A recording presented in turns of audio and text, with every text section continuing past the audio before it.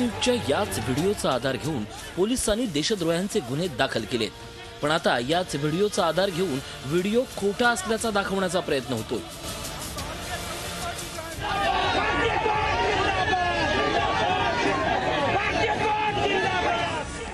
या व्हिडिओतून जेएनयू मध्ये देशद्रोही घोषणाबाजी करणारे अभाविपचे कार्यकर्ते होते हे सांगण्याचा प्रयत्न होतोय, पण सत्य वेगळं होतं।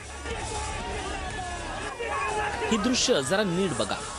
गर्दीतली ही मुलगी गोंधळाच्या परिस्थितीत इतरांना शांत करण्याचा प्रयत्न करते।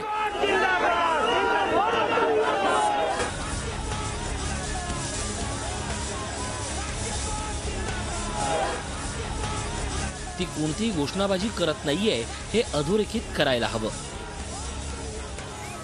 आणि आता हा व्हिडिओ पहा।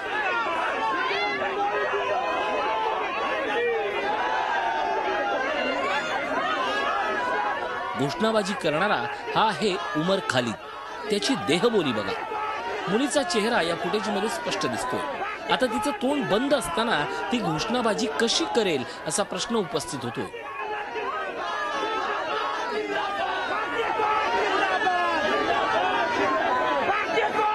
आता ही दुसरं दृश्य बघा। आंदोलनादरम्यान अभाविपचे कार्यकर्तेही घोषणाबाजी करतायत। नव्या व्हिडिओत घोषणाबाजी करणारा अभाविपचा विद्यार्थी पाकिस्तान जिंदाबादच्या घोषणा देतोय असा दावा करण्यात येतोय, पण तेही असत्य आहे। जरा लक्ष देऊन ऐका।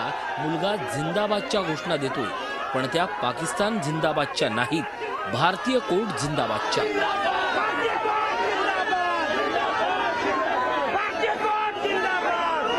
पुन्हा एकदा ऐका आणि बघा घोषणा आणि दृश्य नीट लक्ष देऊन पाहिली तर आपल्या सगळ्यांना लक्षात येईल की मुलगा भारतीय कोड जिंदाबादच्या घोषणा देतोय।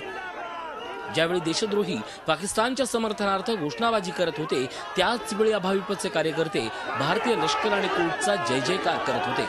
पण आता व्हिडिओ एडिट करून घडामोडींना वेगळाच रंग देण्याचा प्रयत्न सुरू झालाय। झी 24 तास रहा एक पाऊल पुढे।